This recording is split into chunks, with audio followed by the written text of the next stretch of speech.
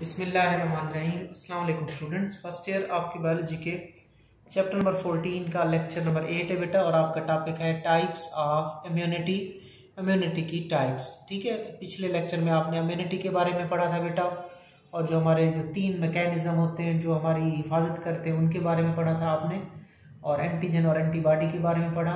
और आज हम देखेंगे types of immunity. Active immunity और पैसिव इम्यूनिटी दो टाइप्स होती हैं। एक्टिव इम्यूनिटी और पैसिव इम्यूनिटी दो टाइप्स हैं इम्यूनिटी की। सबसे पहले हम देखते हैं एक्टिव इम्यूनिटी। बेटा ये मैं आपको बता दूं कि एक्टिव इम्यूनिटी दो किस्म की होती है, आर्टिफिशियल मसनूई या नेचुरल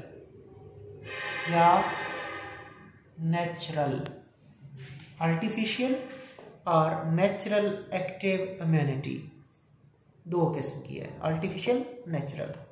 अब मैं आपको बता दूं आर्टिफिशियल से क्या मुराद है। बेटा जब हम हिफाजती टीके लगाते हैं या हिफाजती कतरे पीते हैं, ठीक है जी, दूसरे लफ्ज़ों में जब हम वैक्सीनेशन का इस्तेमाल करते हैं जिसके अंदर मुर्दा या कमज़ोर जरासीम होते हैं और हम अब उनको अपने जिस्म में इंट्रोड्यूस करते हैं, तो वो जो एंटीजन्स होते हैं उस वैक्सीन में, वो जो मुर्दा जरासीम होते हैं या कमज़ोर जरासीम होते हैं, वो हमारे जिस्म से एंटीबॉडीज़ बनवाते हैं।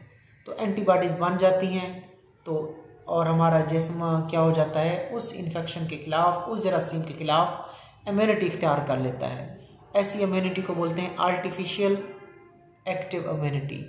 नेचुरल एक्टिव इम्यूनिटी क्या है, कुदरती तौर पर, कि हम बाज़ औक़ात कुदरती तौर पर बीमार होते हैं, ठीक है, और अक्सर केसेस में हम उस बीमारी से सरवाइव कर जाते हैं और बच जाते हैं, और हमारे अंदर उस बीमारी के जरासीम के ख़िलाफ़ इम्यूनिटी बन जाती है, तो उसको बोलते हैं natural active immunity.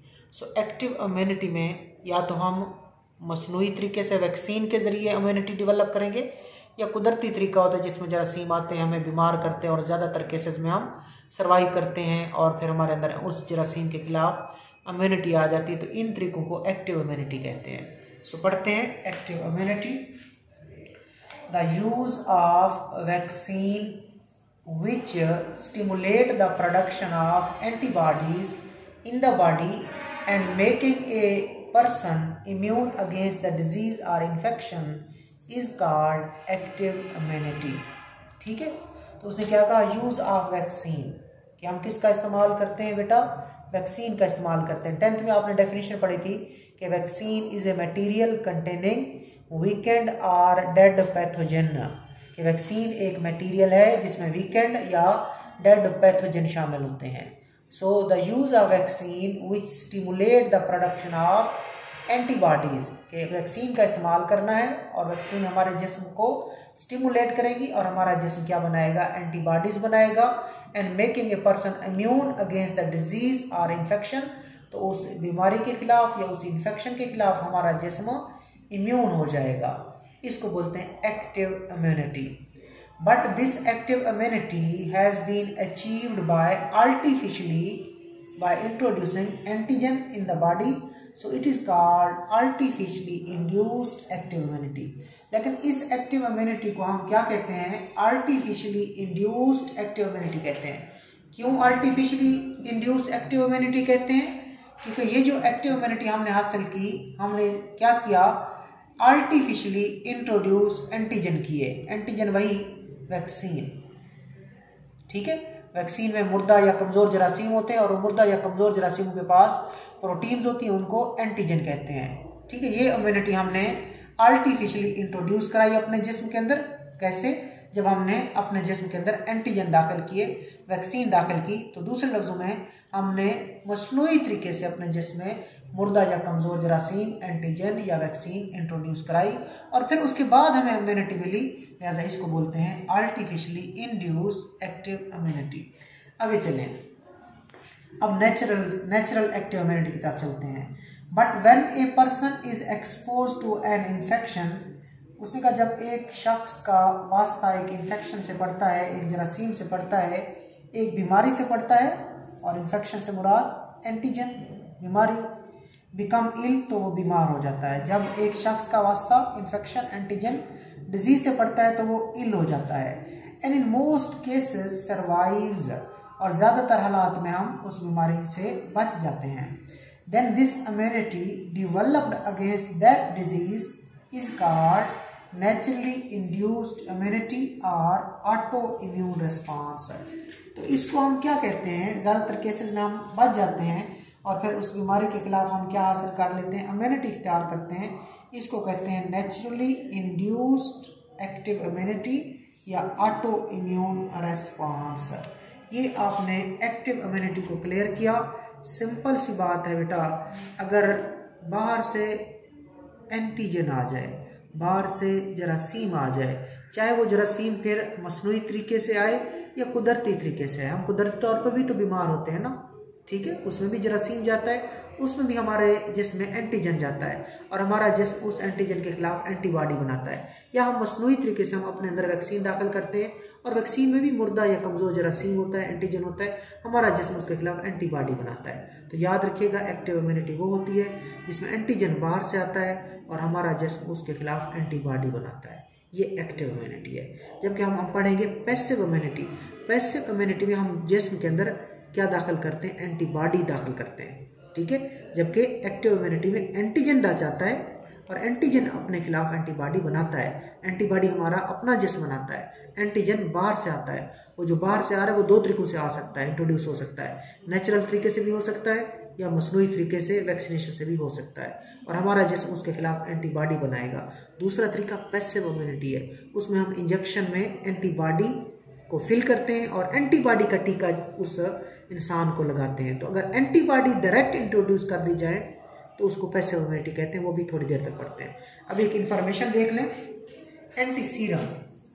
Anti serum मैं पहले आपको बता दूं, ये बेटा हमारा ब्लड है, ये हमारा ब्लड है और ब्लड में तकरीबन 45% कौन होते हैं, ब्लड सेल्स होते हैं। ब्लड सेल्स होते हैं और उन ब्लड सेल्स में रेड ब्लड सेल्स और वाइट ब्लड सेल्स होते हैं और सेल लाइक बॉडीज भी होती हैं। सेल लाइक बॉडीज होती हैं जिनको हम प्लेटलेट्स कहते हैं। क्या कहते हैं बेटा, प्लेटलेट्स या थ्रोम्बोसाइट। सो ब्लड में जितना भी ब्लड हमारा उसमें 45% ब्लड सेल्स और सेल लाइक बॉडीज होती है। बाकी कितना रह जाता है, 55 बाकी कितना बेटा, 55% हिस्सा रह जाता है। उसका नाम होता है प्लाज्मा। उसका नाम क्या होता है, प्लाज्मा। ओके, तो अगर ब्लड से आप सेल्स निकाल देते हो, सेल लाइक बॉडी निकाल देते हो, ब्लड मैंने cells and cell like body is called plasma, कि खून से ये कंपोनेंट निकाल दिया आपने, सेल्स और सेल लाइक बॉडी निकाल दी, तो बकिया क्या रहता है, प्लाज्मा। फिर प्लाज्मा में 90% पानी होता है। 90% प्लाज्मा में क्या होता है बेटा, पानी होता है और 10% क्या होती हैं, 10% डिजॉल्व्ड सब्सटेंसेस होते हैं। डिजॉल्व्ड सब्सटेंसेस होते हैं कितने फीसद, 10%। और इन्हीं डिजॉल्व सब्सटेंसेस में से 7 से 9% होती हैं क्या बेटा, प्लाज्मा प्रोटीन। प्लाज्मा प्रोटीन, और उन प्लाज्मा प्रोटीन में एक होती है फाइब्रिनोजन। ठीक है बेटा, और बहुत सारी होती है, एल्ब्यूमिन हो सकती है, एंटीबॉडीज हो सकती हैं, प्रोथ्रोम्बिन हो सकती है। ये जो फाइब्रिनोजन है ये ब्लड क्लॉटिंग में हिस्सा लेती है। तो अगर हम इस प्लाज्मा में से फाइब्रिनोजन को माइनस कर दें, फाइब्रिनोजन को निकाल दें, प्लाज्मा में से हर चीज रहने दें, सिर्फ फाइब्रिनोजन को निकाल दें, तो बकिया जो प्लाज्मा बचता है उसका नाम सीरम होता है। उसका नाम सीरम होता है। और अगर सीरम में एंटीबॉडीज हों, अगर सीरम के अंदर एंटीबॉडीज हों तो ऐसे सीरम को कहते हैं anti serum. Anti serum, serum containing antibodies. वो सीरम, बेसिकली सीरम प्लाज्मा है, जस्ट सिर्फ आपने फाइब्रिनोजन को माइनस कर दिया है। फाइब्रिनोजन को इधर से निकाल दो, बकिया प्लाज्मा का नाम सीरम हो जाएगा। और सीरम अगर एंटीबॉडी अपने अंदर रखता है तो उस सीरम को बोलते हैं anti serum. So anti serum is a serum containing antibodies, कि वो सीरम जिसके अंदर एंटीबॉडीज हो उसको एंटी सीरम कहते हैं। आगे चलते हैं बेटा पैसिव इम्यूनिटी की तरफ। मैं आपको सिंपल बता दूं, इसमें बनी बनाई एंटीबॉडी हम जिस्म के अंदर दाखिल करते हैं। बनी बनाई एंटीबॉडीज जिस्म के अंदर दाखिल करते हैं। बनी बनाई एंटीबॉडी ही जिस्म के अंदर दाखिल करते हैं। एक्टिव इम्यूनिटी में एंटीजन दाखिल होता है, लेकिन पैसिव इम्यूनिटी में एंटीबॉडीज दाखिल होती हैं। ठीक है बेटा, तो पैसिव इम्यूनिटी में हम एंटीबॉडीज दाखिल करते हैं। In contrast to active immunity, ये 3-4 लाइंस बेटा ये एक्टिव इम्यूनिटी की होंगी। दोबारा एक्टिव इम्यूनिटी दोबारा बताई जा रही है। In contrast to active immunity, active immunity के बरअक्स, एक्टिव इम्यूनिटी के उलट क्या किया जाता है एक्टिव इम्यूनिटी में? In which case antigen are introduce to stimulate production of antibody. कि एक्टिव इम्यूनिटी में हम क्या करते हैं? एंटीजन दाखिल करते हैं। जिसमें क्या दाखिल करते हैं? एंटीजन, ताकि हमारा जिस्म उनके खिलाफ क्या बनाए? एंटीबॉडीज बनाए। सो एक्टिव इम्यूनिटी में एंटीजन दाखिल किया जाता है और हमारा जिस्म उन एंटीजन के खिलाफ एंटीबॉडी बनाता है। लेकिन पैसिव इम्यूनिटी यहाँ से, और वो जो एंटीजन है वो 2 तरीकों से मुंतकिल कर सकते हैं, बाई आर्टिफिशियल और नेचुरल मेथड। मसनूई तरीके से वैक्सीन के जरिए भी कर सकते हैं हम, या कुदरती तौर पर जब हम बीमार होते हैं तो वो एंटीजन हमारे अंदर कुदरती तौर पर चला जाता है। ठीक है, यहाँ पे क्या करते हैं? यहाँ से शुरू हो रही है पैसिव इम्यूनिटी। यहाँ से यहाँ पे antibodies are injected in the form of antiserum या antisera to make a person immune against a disease. So बेटा, अगर एंटीबॉडीज को ही इंजेक्ट किया जाए in the form of antisera, यानी कि सीरम हो और सीरम में एंटीबॉडीज हो, तो उसको एंटीसीरा कहते हैं। उसी एंटीसीरा का ही टीका लगाया जाता है पर्सन को, और पर्सन क्या हो जाता है? बीमारी से महफूज रह जाता है। इसको बोलते हैं पैसिव इम्यूनिटी। सिंपल है बेटा, अगर एंटीसीरा का टीका लगा दिया जाए जिसके अंदर एंटीबॉडीज पहले से बनी होती हैं, वही टीका अगर इंसान को लगे तो इंसान बीमारियों से इम्यून हो जाता है। ऐसी इम्यूनिटी को पैसिव इम्यूनिटी कहते हैं। सो डेफिनेशन है, the type of immunity in which antibodies are injected in the form of antiserum to make a person immune against a disease. This is called active immunity. This is called passive immunity. कि passive immunity में antibodies ही body में inject की जाती है। किसकी शक्ल में? Antiserum की शक्ल में, जिसके नतीजे में बंदा इम्यून हो जाता है। जबकि एक्टिव इम्यूनिटी में एंटीजन को दाखिल किया जा सकता है, आर्टिफिशियल तरीके से भी, नेचुरल तरीके से भी।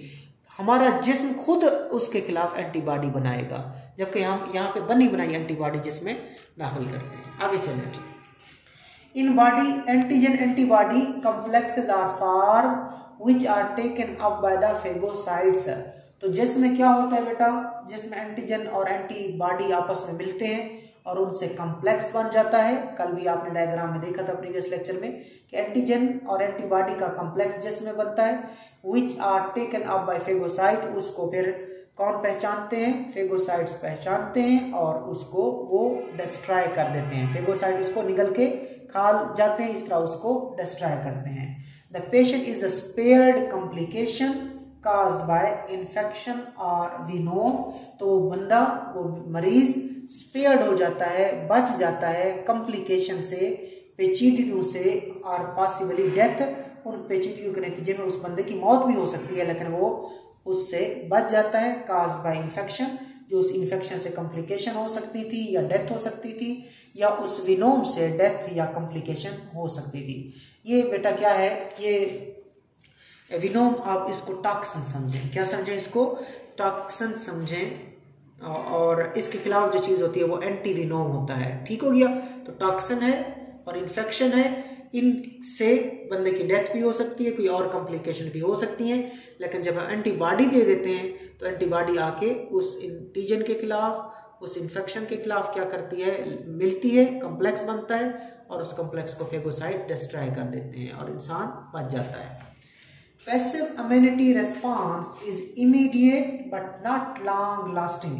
अब फर्क क्या है एक्टिव और पैसिव इम्यूनिटी में बेटा? एक्टिव इम्यूनिटी में एंटीजन को इंट्रोड्यूस करते हैं आर्टिफिशियली या नेचुरली, एक बात।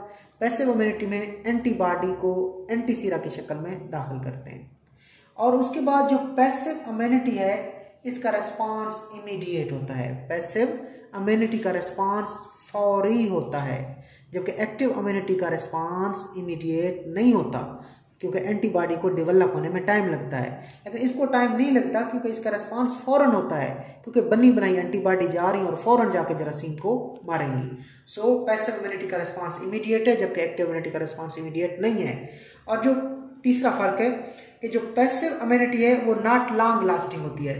पैसिव इम्यूनिटी ज़्यादा देर तक नहीं रहती, जबकि जो एक्टिव इम्यूनिटी में एंटीबॉडी है वो ज़्यादा देर तक रहती हैं। तो 3 फर्क आपने करने हैं। सो एक्टिव इम्यूनिटी का रिस्पांस इमीडिएट है, I am sorry, passive immunity का रिस्पांस बेटा इमीडिएट है और लॉन्ग लास्टिंग नहीं है। असर फौरी हो जाएगा, फौरी काम करेगी, लेकिन देर तक असर नहीं रहेगा। किसका? पैसिव इम्यूनिटी का। क्यों? Because no time is taken for the production of sufficient level of antibodies. पहली बात कि इसका रिस्पांस इमीडिएट क्यों होता है? उसने कहा इसका रिस्पांस फौरन होता है। क्यों? क्योंकि no time is taken for the production of sufficient level of antibodies, क्योंकि कोई टाइम नहीं लगता एंटीबॉडीज को इंक्रीज करने में। क्यों? क्योंकि as antibodies are being injected, क्योंकि एंटीबॉडी खुद लगाई जा रही है, लिहाजा इसका रिस्पांस फौरी होता है, इसको बनने में टाइम नहीं लगता, क्योंकि एंटीबॉडी ही सिरिंज में टीके में इंजेक्शन में भर के लगाई जा रही है। तो लिहाजा जिस्म को कोई टाइम नहीं लगेगा उसको बनाने में, जिसम को बनी बनाई एंटीबॉडी मिल रही है, लिहाजा इसका रेस्पॉन्स इमीडिएट होता है, फौरी होता है। लॉन्ग लास्टिंग क्यों नहीं होता? लॉन्ग लास्टिंग क्यों नहीं होता? देर पा क्यों असर नहीं होता? उसका जवाब है and after the level of antibody is reduced और they are used up no more antibody production is there. कि जब एंटीबॉडीज जो होती हैं काम करने के बाद क्या हो जाती हैं? रिड्यूस हो जाती हैं। काम करने के बाद रिड्यूस हो जाती हैं क्योंकि वो यूज्ड अप हो गई, लिहाजा कम हो गई, लिहाजा no more antibody production is there, लिहाजा मजीद एंटीबॉडी की प्रोडक्शन तो नहीं हुई। ये बाहर से आई थी, काम किया और ख़त्म हो गई। जब ख़त्म हो गई तो रिस्पांस क्या हो जाएगा? इनका लॉन्ग लास्टिंग नहीं होगा, देर पा नहीं होगा। ठीक है बेटा, आगे चलें। अब ये जो पैसिव इम्यूनिटी का तरीका है, हम किसके लिए यूज करते हैं?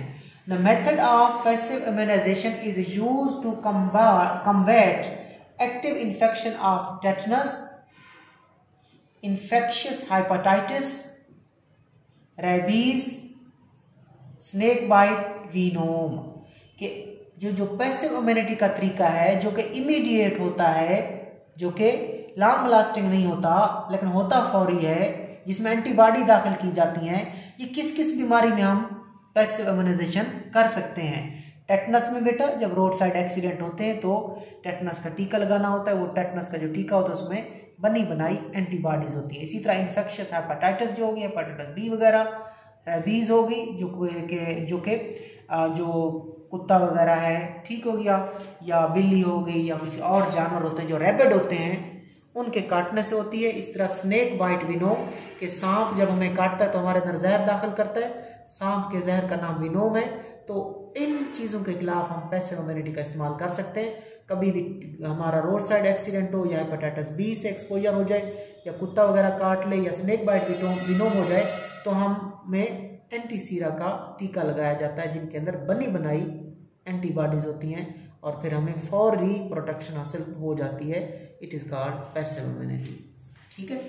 इन case of snake bite venom, अगर स्नेक ने हमें बाइट किया और हमारे अंदर क्या दाखिल कर दिया? जहर, और सांप के जहर को विनोम कहते हैं। Passive immunity is produced by the antitoxin and that is called antivenom. So serum is called antivenom serum. तो उसने कहा अगर हमें सांप काट लेता है और हमारे जिस्म में विनोम दाखिल करता है, सांप के जहर को, टॉक्सिन को विनोम कहते हैं, तो फिर हमने इसके खिलाफ क्या हासिल करनी होती है? Passive immunity. वो कैसे करते हैं? बाय एंटीटॉक्सिन, उस टॉक्सिन के खिलाफ एंटीटॉक्सिन, और उस सीरम के अंदर क्या शामिल होगा? एंटीविनोम सीरम होगा। तो उस विनोम के खिलाफ हम क्या देंगे? एंटीविनोम देंगे, टॉक्सिन के खिलाफ एंटीटॉक्सिन देंगे। आगे चलते हैं। शॉर्ट क्वेश्चन है आपका एड्स के बारे में, आपने प्रीवियस क्लासेस में भी इसको पढ़ा हुआ है, सो क्विकली इसको देख लेते हैं। Acquired immune deficiency syndrome, AIDS stand for, A stand for acquired, I immune, D deficiency and S syndrome. Acquired immune deficiency syndrome यानी कि इसको इंसान हासिल करता है और इसमें इम्यून सिस्टम की कमी हो जाती है और इसमें बहुत सारी बीमारियां हो जाती हैं जिसको सिंड्रोम कहते हैं। So AIDS stands for acquired immune deficiency syndrome. It is a disease caused by a virus. ये एक बीमारी है जिसको एक वायरस काज करता है, और उस वायरस का नाम HIV है, ह्यूमन इम्यूनो डेफिशिएंसी वायरस। ये पहले आपने इसका मुखफ़फ़ देखा, फिर आपने कहा इसको ये बीमारी है जिसको वायरस काज करता है। The affected person suffer from deficiency in their immune system of the body and immune system collapses. इसमें क्या होता है, जो मुतासरा शख्स होता है उसके अंदर इम्यून सिस्टम की कमी हो जाती है, इम्यून सिस्टम की कमी हो जाती है बेटा, जिसके नतीजे में इम्यून सिस्टम क्या कर जाता है, कोलैप्स कर जाता है। ठीक है, तो the affected person suffer from deficiency in their immune system of the body, so immune system collapses. Thus the AIDS victim often comes to bacterial diseases or cancer that under normal circumstances immune response can overcome। ये आप समझना है बेटा आपने कि इस बीमारी में एक तो इम्यून सिस्टम कोलैप्स कर चुका है, इम्यून सिस्टम की डेफिशिएंसी है, लिहाजा एड्स का जो विक्टिम होता है, एड्स का जो मरीज होता है, एड्स का जो शिकार होता है, ऑफन कहते हैं अक्सर, कम्स, इसका मतलब क्या होता है बेटा, इसका मतलब है हासिल करता है, वो क्या हासिल करता है, बैक्टीरिया के इन्फेक्शन हासिल करता है, कैंसर भी हासिल करता है। आमतौर पर बैक्टीरिया हमारे अंदर जाते हैं, कैंसर कार्सिनोजन भी हमारे अंदर जाते हैं, लेकिन हमारा इम्यून सिस्टम तगड़ा होता है, मजबूत होता है, वो कार्सिनोजन से भी हमें बचाता है और बैक्टीरियल की डिजीजेस, बैक्टीरिया से भी हमें बचाता है। लेकिन जहाँ पे चूंकि इम्यून सिस्टम कोलैप्स हुआ पड़ा है, लिहाजा वो यहाँ पे वो सर्वाइव नहीं कर पाएगा और ये बीमारी इंसान को हो जाएंगी। सो आपने क्या सीखा, उसने कहा thus the AIDS victim, AIDS patient often comes the bacterial diseases or the cancer that under normal circumstances immune response can overcome। आमतौर पर अगर इम्यून रिस्पांस ठीक हो ना बेटा, इम्यून सिस्टम ठीक हो, तो कैंसर या कार्सिनोजन या बैक्टीरियल डिजीज से ओवरकम किया जा सकता है, बचा जा सकता है, लेकिन एड्स के केस में नहीं बचा जा सकता। आगे चलते हैं। There is no known cure of the disease, अभी तक इस बीमारी का फिलहाल कोई इलाज नहीं है। It can spread by blood transfusion and by sexual contact, ये मुतासरा शख्स से ब्लड ट्रांसफ्यूजन के जरिए फैलती है, मुतासरा शख्स से सेक्शुअल कंटेक्ट के जरिए फैलती है विद द इन्फेक्टेड पर्सन। ठीक हो गया, इन्फेक्टेड पर्सन से अगर सेक्शुअल कंटेक्ट किया जाएगा या उसकी ब्लड ट्रांसफ्यूजन होगी तो ये बीमारी क्या करती है, स्प्रेड करती है। तो शॉर्ट क्वेश्चन आ सकता है, व्हाट इज एड्स। आगे चलते हैं, इंफॉर्मेशन है, आपको पता है बेटा लिम्फोसाइट जो होते हैं, लिम्फोसाइट जो होते हैं वो दो किस्म के होते हैं, एक टी लिम्फोसाइट होते हैं और एक बी लिम्फोसाइट कहते हैं। आप अक्सर 9th से पढ़ते आ रहे हो कि lymphocyte are of two type, T lymphocyte and B lymphocyte. यहाँ पे हमने आज क्या सीखना है बेटा कि टी लिम्फोसाइट को टी लिम्फोसाइट क्यों कहते हैं और बी लिम्फोसाइट को बी लिम्फोसाइट क्यों कहते हैं। So lymphocyte the T and B have been named due to their relationship with the thymus gland and the bursa of Fabricius respectively। तो पहली बात उसने कहा कि T लिम्फोसाइट को T लिम्फोसाइट क्यों कहते हैं। T लिम्फोसाइट जो होता है इसका जो रिलेशनशिप है ये थाइमस ग्लैंड के साथ है। हमारे जिस्म में थाइमस ग्लैंड होता है, थाइमस एक स्ट्रक्चर है जो कि लिम्फॉइड स्ट्रक्चर है, लिम्फॉइड मैसेज में आती है, लिम्फोसाइट वगैरह बनाती है। सो जो टी लिम्फोसाइट है उसका ताल्लुक है थाइमस ग्लैंड से, थाइमस टी, ठीक, और इसी वजह से थाइमस ग्लैंड से जो लिम्फोसाइट वाबस्ता होता है, थाइमस ग्लैंड के साथ जिस लिम्फोसाइट का ताल्लुक है उसको कहते हैं टी लिम्फोसाइट। जबकि जो बी लिम्फोसाइट है उसका ताल्लुक होता है बर्सा ऑफ फेब्रिशियस से, बर्सा ऑफ फेब्रिशियस से। आगे चलें। The influence of the thymus gland is essential in making T cell immunologically competent। ये जो थाइमस ग्लैंड होता है ना बेटा, इसमें जो लिम्फोसाइट होता है उसका नाम टी लिम्फोसाइट है और थाइमस ग्लैंड का बहुत बड़ा अहम किरदार होता है इस टी सेल को इम्यूनोलॉजिकली क्या बनाना, कंपिटेंट बनाना, कि इम्यून सिस्टम में काम करे, अच्छा हो, तो इसके लिए थाइमस ग्लैंड का रोल है। सो याद रखिएगा बेटा कि वो लिम्फोसाइट जिसका ताल्लुक थाइमस ग्लैंड से है और थाइमस ग्लैंड बड़ा ज़रूरी है, उसके बाद ही ये जाके जो टी सेल्स होते हैं, टी लिम्फोसाइट होते हैं, ये इम्यूनोलॉजिकली कॉम्पिटेंट बनते हैं, इम्यून सिस्टम के लिए अच्छे बन जाते हैं। सो इसी वजह से उन लिम्फोसाइट को टी लिम्फोसाइट कहा जाता है। तो टी लिम्फोसाइट थाइमस ग्लैंड से रिलेटेड है और थाइमस ग्लैंड उनको क्या करता है, इम्यूनोलॉजिकली कॉम्पिटेंट बनाता है, अच्छा बनाता है। आगे चलें। बी लिम्फोसाइट का ताल्लुक आपने देखा B, bursa of Fabricius, B lymphocyte का ताल्लुक बर्सा ऑफ फिब्रिशियस है। अब ये क्या है, bursa of Fabricius is a lymphoid structure. वो जो थाइमस ग्लैंड है वो भी लिम्फोइड स्ट्रक्चर है। तो टी का ताल्लुक थाइमस ग्लैंड से, बी लिम्फोसाइट का ताल्लुक बर्सा ऑफ फिब्रिशियस है। ये क्या है, ये एक लिम्फोइड स्ट्रक्चर है present in the wall of the cloaca of young bird from where B lymphocyte were discovered to have role in immune response. जो बर्ड्स होते हैं बेटा, उनका जो सुराख होता है एनस का, उसको क्लोएका भी बोलते हैं। तो उस उनकी जो क्लोएका की वाल होती है, बर्ड्स में जो क्लोएका की वाल होती है, वहां पे क्या मौजूद होता है, वहां पे लिम्फोइड स्ट्रक्चर मौजूद होती है। उस क्लोएका की दीवार में, परिंदों के क्लोएका की दीवार में लिम्फोइड स्ट्रक्चर मौजूद होती है। उस लिम्फोइड स्ट्रक्चर को हम क्या कहते हैं, बर्सा ऑफ फिब्रिशियस कहते हैं। और ये जो बी लिम्फोसाइट है ये वहीं से ही शुरू में दरियाफ्त हुए थे।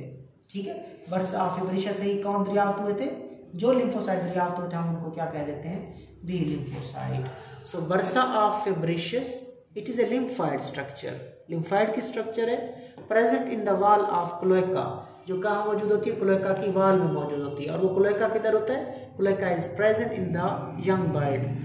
और इसी क्लोएका की वाल में जो लिम्फोइड स्ट्रक्चर है जिसका नाम बर्सा ऑफ फिब्रिशियस है, इसी बर्सा ऑफ फिब्रिशियस से B lymphocyte were discovered to have role in immune response. वहीं से दरियाफ्त हुए थे और बाद में पता चला था कि इन बी लिम्फोसाइट का रोल होता है कहाँ पे, इम्यून सिस्टम में। ये बच्चों आपका टॉपिक था टाइप्स ऑफ एक्टिव इम्यूनिटी। अल्लाह हाफिज़।